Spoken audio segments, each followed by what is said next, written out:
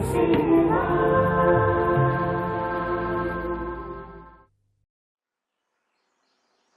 more word about Kayikam Karma.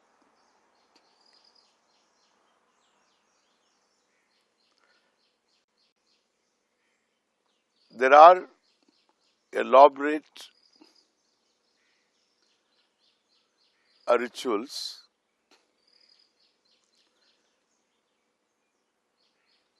which are meant for different ends.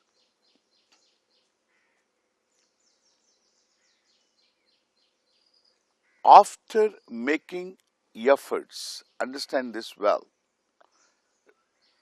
after making efforts, when one finds oneself not getting anywhere towards the end, desired end, one takes recourse to tapping a source for avoiding the unfavorable hidden variables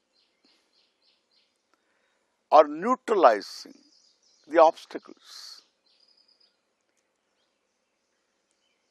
And therefore, the number of rituals also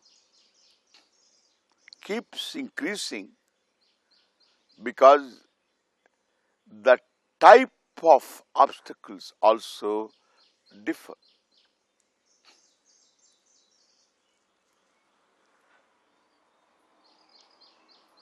In our culture, there is a certain appreciation of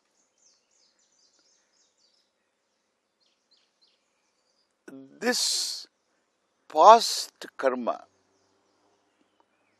inhibiting our efforts. It is there everywhere. People talk all over the world about the bad luck. But we have an appreciation of this something is inhibiting what I do, so making me miss the bus. So instead of sitting and despair, we begin doing. The worst thing for a human being is helplessness.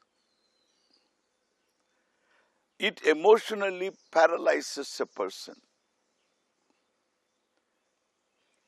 And therefore, no activity is possible. It destroys the peace of a person too. So this emotional paralysis, it is total, it is not partial paralysis. The whole person gets paralyzed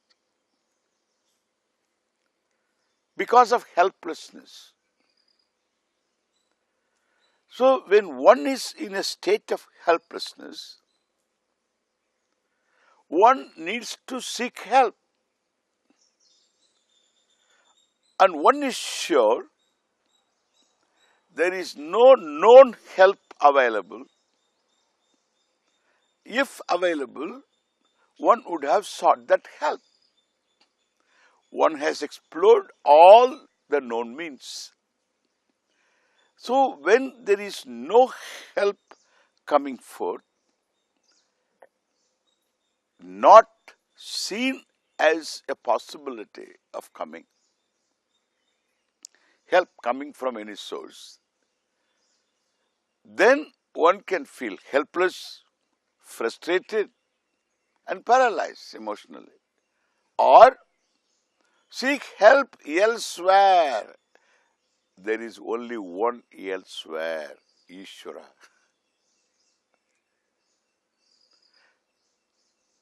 That is sane living. Human life is to be lived intelligently.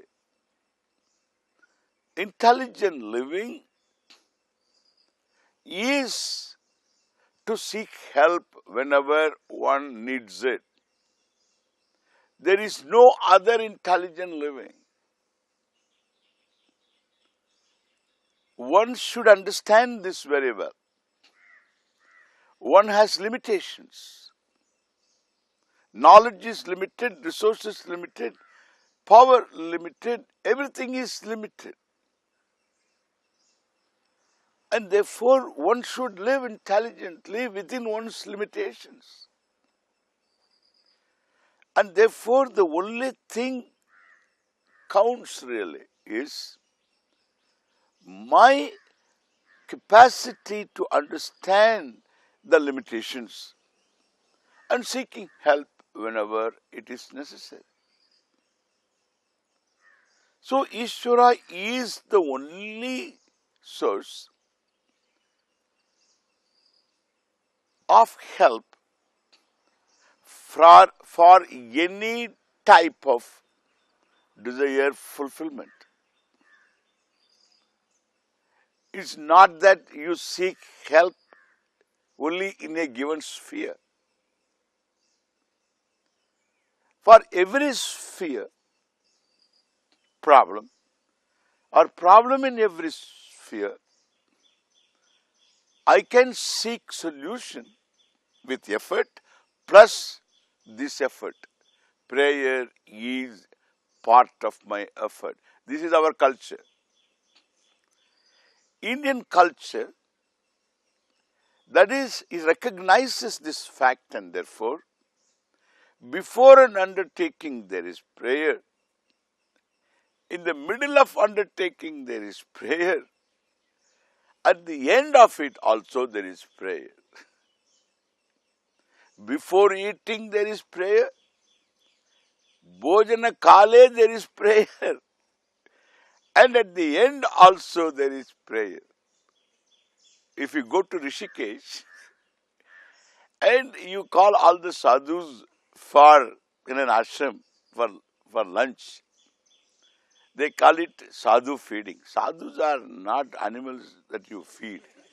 They call it sadhu feeding, poor feeding. It's all wrong expression. It's called bandara. It's not sadhu feeding. So you call the sadhus and you arrange for the food. And before they begin eating, there is prayer. You can see them singing while stopping, while eating. But they stop eating and then all sadhus one by one will be repeating some verse in Hindi or in Sanskrit. Then at the end also, all together repeat a customary verse of prayer. And then Namah Parvati Pataye, they all get up and go. What I say, we recognize this. One may not survive even to complete eating. Therefore, Arambe prayer. In the middle there is prayer. At the end there is prayer. The whole life is one of prayer. And it is a prayerful life. The more you understand, the more you become prayerful. Prayerfulness is an attitude. More of this we will discover later. But prayer is an act of prayer, and which makes you prayerful too. And thus I seek help. And that is the reason why we have varieties of rituals and varieties of deities, because we have this vision of Ishvara, that everything is Ishvara. Understand here, if you say there is one God, you can't have this. Because there is only God, we have many forms of worship, many deities, because I can look at that Ishvara from different aspects, manifestation, in terms of manifestation. Therefore, for rain, I can invoke Ishvara as Varuna.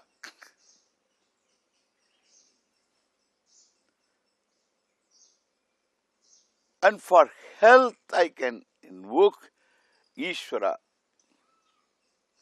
in any particular form as Dhanvantari.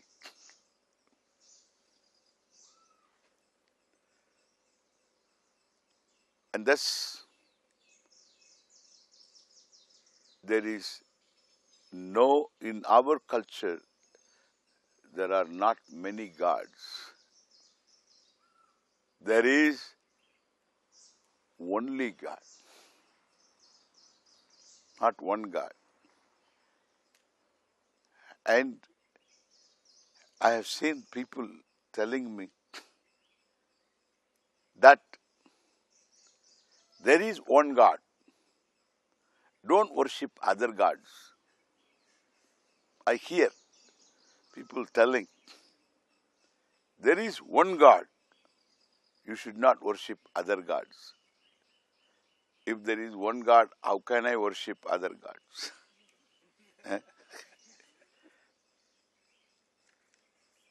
Really.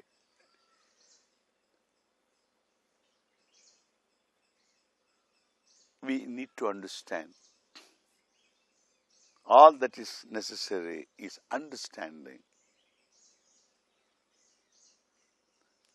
We can accommodate every form of worship, every form of prayer. Mostly in the world, what is there is oral prayer. Oral prayer has certain advantage. You don't need an altar. You don't need materials. It is less cumbersome. It is less effort also.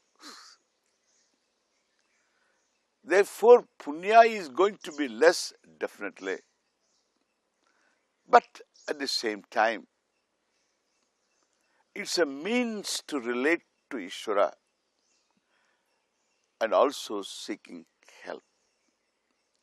I have already told you that while doing this, any form of prayer, I am exercising my free will. I am increasing my Atma Balam. That is an assurance already we have. But I am talking of more Drishtapala as well as Adrishtapala. Adrishtam is being a prayer, it gives you Adrishta. But then there is Drishtapala. Singing in praise, Kirtanam. Singing in praise of Ishvara. Group singing, individual singing. Singing in praise of Ishvara can bring about an absorption. Singing means there is music involved. Can be simple. It can be classical. But the emphasis is on the lyric. It's not just on music. Then if you make an emphasis on music, it becomes another form of relating to Ishvara and invoking Ishvara, meditating upon Ishvara in the form of nada. Ishvara manifesting in the form of notes and melodies. You pull out of the world of notes a form called melody, and you repeatedly bring that melody to your own focus, and you get absorbed in that. Ishvara is invoked in that form. A deity is formed. Indian music, classical music, is a blessing. Is in our culture. I need to talk about that separately. It's a blessing. In no culture there is raga. Only in Indian culture there is raga. When I say this, I see the form of a raga. There's a head, there is a body. Each raga has its own color, its own form. And thus there is what we call upasana of Ishvara, meditation of Ishvara in the form of nada, that is classical music, where the emphasis is on music.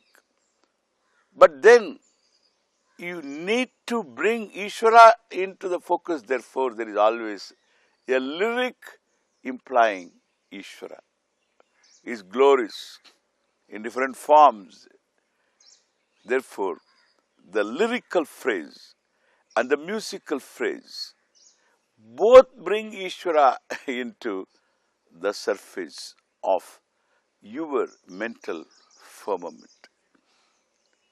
And here, in simple form of prayer, Kirtanam implies simple form of music, collective and or individual. That music has got a great capacity to bring about an absorption which otherwise is very difficult to command. An absorption of the mind in the whole person is always lost in different things, and all these are gathered into an appreciation of what's happening, and the music brings a certain absorption. You are just enjoying yourself, so your privacy with Ishvara, your relationship with Ishvara. It's a special relationship. It's